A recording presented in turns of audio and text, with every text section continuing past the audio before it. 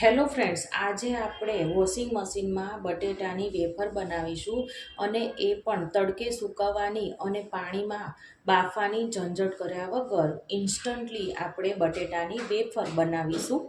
તો ચાલો એ રીત આપણે જોઈ લઈએ. તો વેફર બનાવવા માટે હંમેશા જો આ રીતના બટેટાની પસંદગી કરવાની. એકદમ ઉપરથી આ રીતના વ્હાઈટ હોય અને એકદમ આમ ભર્યા ભર્યા હોય અને મોટા હોય તેવા બટેટાની પસંદગી કરવાની. તો સૌથી પહેલાં તો તેની આપણે છાલ દૂર કરી લેશું. તો આ બટેટાની વેફર બનાવવામાં તમારે બિલકુલ તેને તડકે સૂકવવી નહીં પડે, તેમજ તેને બાફી પણ નહીં પડે, અને તો પણ ફટાફટ ફક્ત 10 જ મિનિટમાં આ વેફર બનીને તૈયાર થઈ જશે. જો આ રીતના ખાડા ખડિયાવાળો ભાગ હોય ત્યાંથી પણ આ રીતના આપણે બધી જ છાલ છે એ દૂર કરી લેશું. અને હવે આપણે તરત જ તેને પાણીમાં ડીપ કરીશું કે જેથી કરીને તે કાળા ના પડી જાય. તો જો મેં અહીંયા બધા જ બટેટાની છાલ ઉતારી લીધી છે અને હવે આપણે કાતરી પાડીશું, વેફર પાડીશું. તો આ રીતના આપણે વેફર પાડવાનું આ રીતના મશીન હોય છે બધાના ઘરમાં, તો એ જ મેં લીધેલું છે. તો જો આ રીતના મોટું બટેટું હોય ને તો આ રીતના આપણે ઊભું રાખીને પછી વેફર પાડીશું. તો જો આ રીતના થોડો ભાર દઈને અને પછી આ રીતના આપણે વેફર પાડવાની છે. જો કંઈક આ રીતના પાડીશું. જો કેટલી સરસ એવી વેફર પડવા લાગી છે.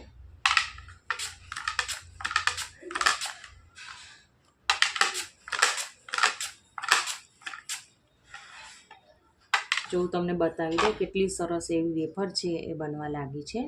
જો તમારી પાસે આવું વેફર પાડવાનું આ રીતનું મશીન ના હોય તો તમે ચાકુની મદદથી પણ જાડી કે પાતળી તમારે જેવી જોવે એવી તમે વેફર પાડી શકો છો મિત્રો. તો જો ફ્રેન્ડ્સ, અહીંયા એક બટેટાની કેટલી બધી વેફર આપણે પાડી છે અને કેટલી સરસ એવી આ બધી વેફરો છે એ પડાઈ ગઈ છે. જો તમે અહીંયા જોઈ શકો છો. જો હવે આ વેફર જે પાડેલી છે તેને આપણે આમાં પાણીમાં ફરીથી ડીપ કરતા જશું એટલે તે કાળી ના પડી જાય.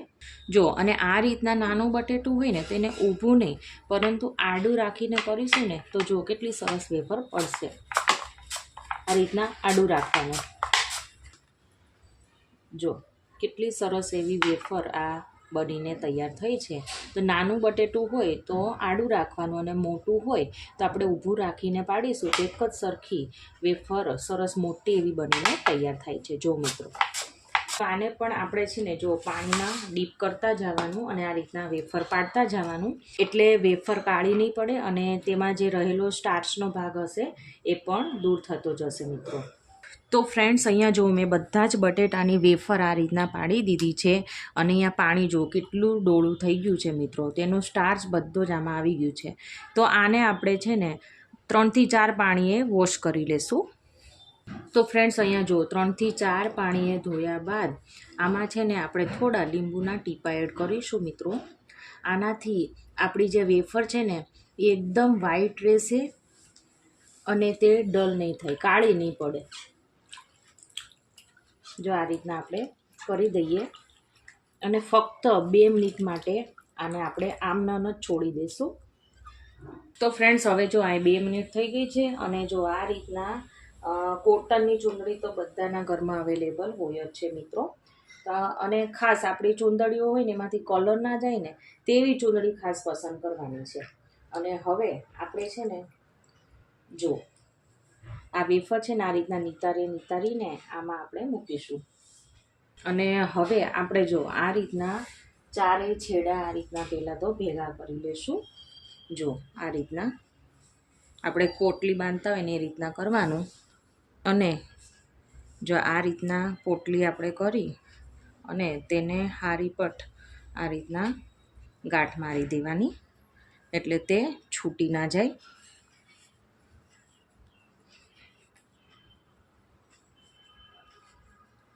અને થોડી પોલી આપણે રાખવાની એટલે વાંધો ના આવે, વેફરો છે એ તૂટી ના જાય. જો કે આ રીતનું પોટલું આપણે બનીને તૈયાર થઈ ગયું છે. તો હવે આપણે જઈએ વોશિંગ મશીન તરફ. આપણે જે આ પોટલું હતું તે હવે આપણે વોશિંગ મશીનમાં નાખીશું જો મિત્રો. અને હવે આપણે વોશિંગ મશીનને બંધ કરીશું મિત્રો. હવે આપણે વોશિંગ મશીનની સ્વિચ ઓન કરીશું. જો આ રીતના સ્પિનનું બટન હોય છે મિત્રો, જેનાથી કપડાં ડ્રાય થતા હોય છે મિત્રો, તો તે આપણે કરીશું અને સ્ટાર્ટનું બટન ઓન કરીએ. તો આને 11 મિનિટ લીધી છે મિત્રો. તો 11 મિનિટમાં આપણી જે આ બટેટાની વેફર છે એકદમ સરસ સુકાઈને રેડી થઈ જશે. તો જો મિત્રો અહીંયા છે ને, જો આ ફરવાનું ચાલુ થઈ ગયું છે અને કલાકોનું કામ તમે જુઓ, અહીંયા મિનિટોમાં એ થઈ જશે મિત્રો. તો જો વોશિંગ મશીનમાંથી મેં આ પોટલી કાઢી લીધી છે. તો હવે તેની આપણે ગાંઠ ખોલીશું.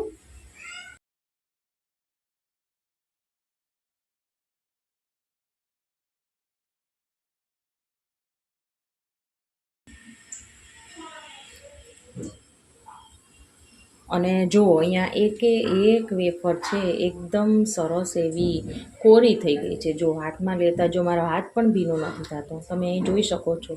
એક વેફર છે એકદમ સરસ એવી કોરી થઈ ગઈ છે મિત્રો. જો અહીં તમને નીચેની પણ દેખાડી દઉં, અંદરની વચ્ચેથી પણ દેખાડી દઉં. જો કેટલી સરસ આપણી વેફરો છે એ સરસ તૈયાર થઈ છે, એકદમ સરસ કોરી થઈ ગઈ છે. અને એ પણ તડકામાં સૂકવ્યા વગર, અને તે બિલકુલ તૂટી પણ નથી. જો મિત્રો હવે આપણે એક બાઉલમાં અડધી ચમચી જેટલું મીઠું લઈએ અને અડધો બાઉલ ભરાય એટલું આપણે પાણી એડ કરીશું. અને આપણે બરાબર આ રીતના ઓગાળી લઈશું. જો તમે વ્રત માટે આ વેફર બનાવવા માંગતા હોય તો આમાં તમારે સિંધો મીઠું એડ કરવાનું. આપણે 11 કે એ રીતના જો તમારે ખાવી હોય વેફર, તો તમારે સિંધો મીઠું એડ કરવાનું. આમાં મીઠું સરસ ઓગળી ગયું છે. તો જો એકદમ સરસ એવું તેલ આવી ગયું છે. જો આ રીતના આપણે બધી વેફર છે એ એડ કરીશું. અહીંયા ગેસની આંચ છે એ આપણે ફૂલ જ રાખવાની છે. અને બસ જો આટલી તળાય ને એટલે આપણે જે ઓલું મીઠાવાળું પાણી બનાવ્યું હતું તેનાથી 2 ચમચી જેટલું એડ કરીશું.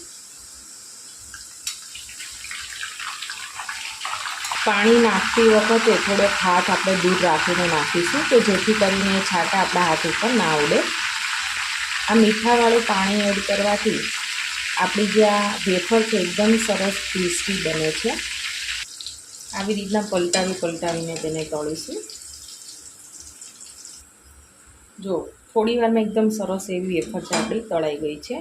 તો આ થોડી વેફર છે એ સંકોચાવા લાગે, અને જો આ રીતના આપણે ટચ કરતાં થોડોક ક્રિસ્પી અવાજ આવે જો, તો સમજવાનું કે આપણી વેફર છે એકદમ સરસ એવી તળાઈ ગઈ છે.